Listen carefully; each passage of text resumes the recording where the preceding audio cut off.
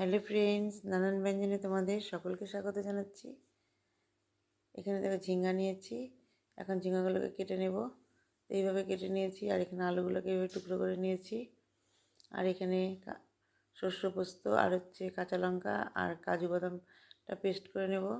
আর এখানে আলুটাকে ভেজে নিচ্ছি। আর এখানে কড়াইতে শুকনো লঙ্কা আর তেজপাতা ফোড়ন দেব। দিয়ে এখন একটু কালো জিরা ফোড়ন দিয়ে দেবো। তা কালো জিরা ফোড়ন দিয়ে এখন এর মধ্যে ঝিঙ্গাগুলোকে দিয়ে দেবো। ঝিঙ্গাগুলোকে দিয়ে দিচ্ছি।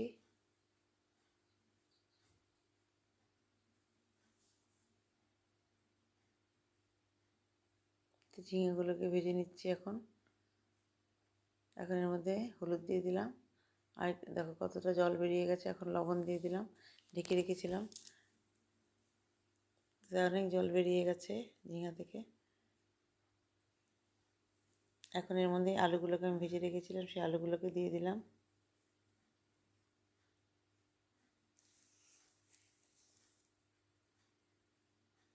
আর এখানে শস্য পোস্ত আর কাঁচা লঙ্কা আর কাজু বাদাম পেস্টটা দিয়ে দিলাম। দিয়ে আবার একটু ঢেকে দেবো। আর এই বাটিটা ধুয়ে একটু জল দিয়ে দেবো। দিয়ে নিয়ে এখন একটু নাড়িয়ে নেব।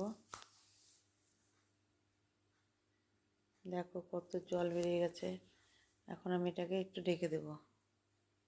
এবং দুটো কাঁচা লঙ্কা দিয়ে দেবো। আর এখানে একটু চিনি দিয়ে দিলাম। চিনিটা দিয়ে আবার একটু নাড়িয়ে নিচ্ছি।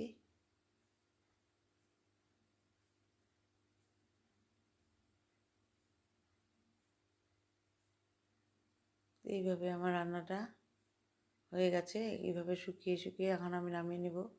তো বন্ধুরা, একদম শর্টকাট রান্না, কিন্তু খেতে খুবই ভালো লাগে। তো তোমাদের যদি ভালো লেগে থাকে তাহলে প্লিজ একটু কমেন্টস করবে আর পাশে আসবে। এখন আমি এটাকে সার্ভ করে দিলাম। আর তোমরা সবাই ভালো থেকো, সুস্থ থেকো। নমস্কার।